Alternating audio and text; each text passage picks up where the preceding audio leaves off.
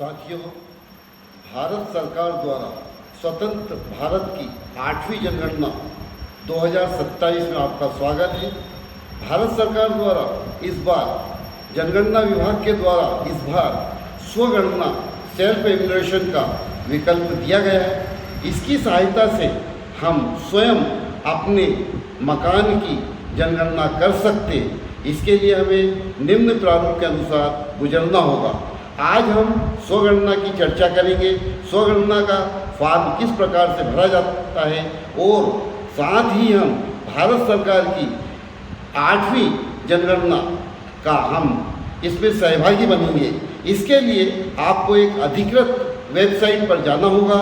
अधिकृत वेबसाइट का नाम है se.census.gov.in। इस पर जैसे ही आप जाकर के क्लिक करेंगे, इस पर लॉगिन होंगे। लॉगिन होने के पश्चात सबसे पहले मुखिया का नाम आएगा। आपको अपना मुखिया का नाम प्रदर्शित करना है। मोबाइल नंबर आपको डालना है। मोबाइल नंबर के बाद ईमेल आपकी ऑप्शनल है। आप चाहें तो डालें और आप चाहें तो ना डालें। जैसे ही आप डालेंगे आपको एक OTP प्राप्त होगा। OTP आपको डालना है और OTP अधिकृत मोबाइल नंबर पर आपका OTP प्राप्त होगा। OTP के ऊपर आपको देखेंगे तो वहाँ पर आपको एक भाषा का विकल्प होगा। भाषा के विकल्प में हिंदी, अंग्रेजी या कोई अन्य भाषा होगी जिसे आप चुनेंगे, जिसका आप चयन करेंगे, उसमें पूरा फॉर्म खुलेगा। साथियों, इस भाषा के चयन को आपको बहुत ही सावधानी से चयन करना है। भाषा का चयन करने के पश्चात आप जैसे ही लॉगिन करेंगे आपको जो है 6 स्टेप में फॉर्म प्राप्त होगा। पहला स्टेप जो आपके पास आएगा, पहले स्टेप में आपको स्थान का विवरण रहेगा। स्थान के विवरण में आपको जिले का चयन करना है, आपके पिन कोड का चयन करना है और मैप पर प्राप्त लोकेशन पर जाना है। जैसे ही आप प्राप्त लोकेशन लैंडमार्क की सहायता से लोकेशन पर पहुंचेंगे, आपको उसे सेव कर देना। सेव करने के पश्चात आपके मकान की स्थिति निर्धारित हो जाएगी। इस प्रकार से आपकी प्रथम स्टेप पूर्ण होती है। अब द्वितीय स्टेप प्रारंभ होगी।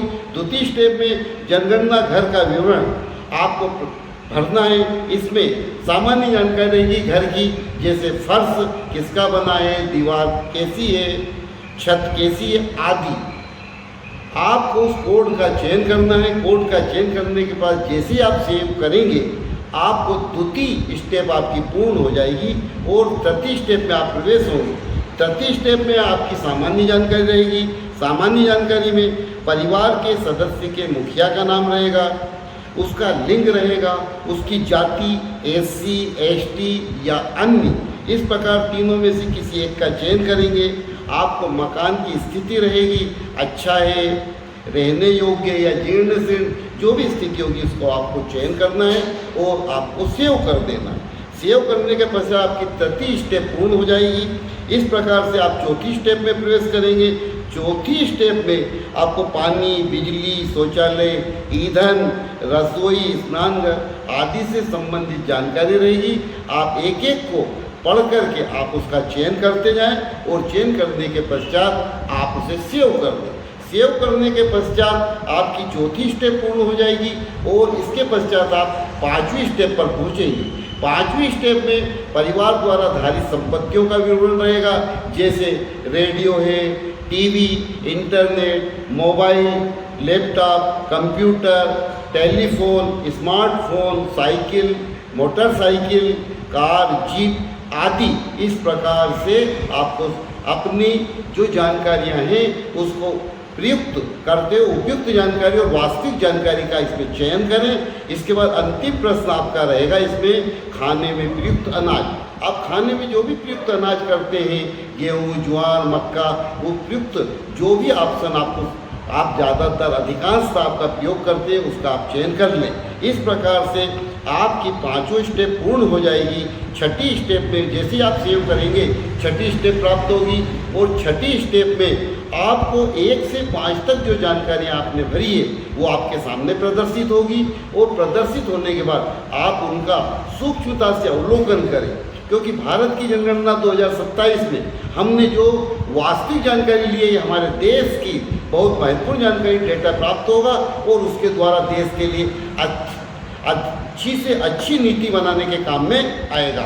इस प्रकार से साथियों, आपको छठी स्टेप जैसे ही आप पूर्ण रूप से चेक करने के बाद उसको सेव करेंगे, आपको एक अधिकृत मोबाइल नंबर पर एक सेल्फ आईडी नंबर प्राप्त होगा और वो सेल्फ आईडी नंबर आपके पास लोड करना है। साथियों, विशेष रूप से इस बात का ध्यान रखें, आपको जो भी सेल्फ आईडी नंबर प्राप्त होगा उसे आपको सार्वजनिक नहीं करना है और ना आपको किसी को बताना। मात्र आपकी HLB में जो प्रगणक है, आप उस प्रगणक का नाम देखने के पश्चात जब आपके घर पर आए उसे आप सेल्फ आईडी नंबर दे करके आप उसमें सावधानी पूर्वक से उसकी प्रगणक से आप उसको अवलोकन करेंगे, वेरीफाई करेंगे और उसके बाद उसका इस प्रकार से आपकी जनगणना हो जाएगी। आपके द्वारा दिया गया स्वगणना का फॉर्म निश्चित रूप से देश के लिए बहुत काम में आएगा। मैं जितेंद्र कुमार बुठानिया, उच्च माध्यमिक शिक्षक, शासकीय कन्या उच्चतर माध्यमिक विद्यालय आष्टा, आपका बहुत बहुत धन्यवाद।